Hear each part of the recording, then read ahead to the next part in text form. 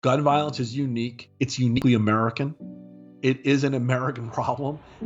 It wasn't long ago where we had 300 million weapons on the streets already. Now we have 400 million. The number of people in this country who died of gun violence last year was over 40,000. This year it's probably going to go up. My daughter, Jaime, who's actually in the picture behind me, who's one of my two children, she was killed in the Parkland school shooting. And ever since her murder, I have been on a mission to do something about gun violence in this country. If you just like me simply love our democracy, this election is important. If, for like me, you value civility, decency, and honesty, this election is important. But if, like me, you want to save lives and do something about gun violence, this election is critical. Gun safety legislation is passing in cities across the country, in states across the country, and it's passed the House of Representatives.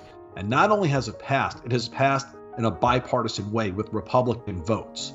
What's broken now is the Senate. Mitch McConnell won't even bring it up. Heck, he won't even let them talk about it. He embraces the name Grim Reaper because he is famous for allowing the Senate to become a graveyard.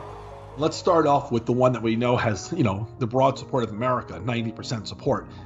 Background checks. The fact that this Senate can't even do that is pathetic, but we'll start there.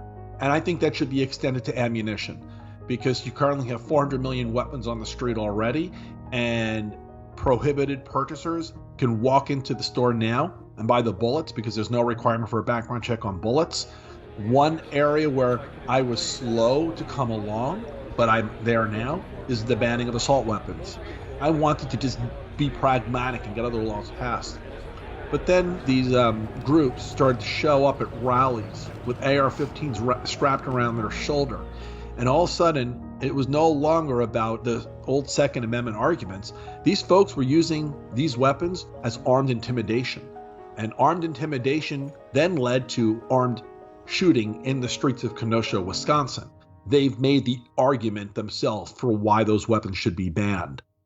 Gun violence is not partisan. If a bullet hits you, it doesn't know if you're Republican or Democrat, but the response in this current Senate is very partisan. And this current president has chosen to be a megaphone for the NRA. My daughter and the other victims of gun violence, as the NRA is concerned, are nothing more than a cost of doing business.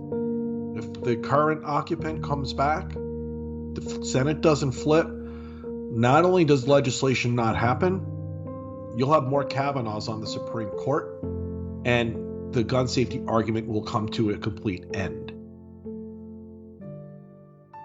When I was asked to deliver the nomination for Biden, I was humbled, but yeah, listen, it was a moment that honestly I wish I never had.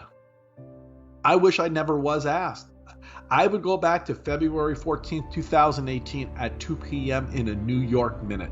Just a sappy dad of two kids worrying about their everyday. But I don't have that option anymore.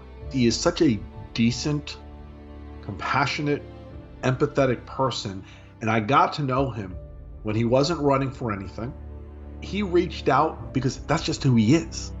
But he wanted to specifically talk to me about grief and what going forward looks like and what it was like for him. He spoke to me about my family and my marriage and how people grieve differently.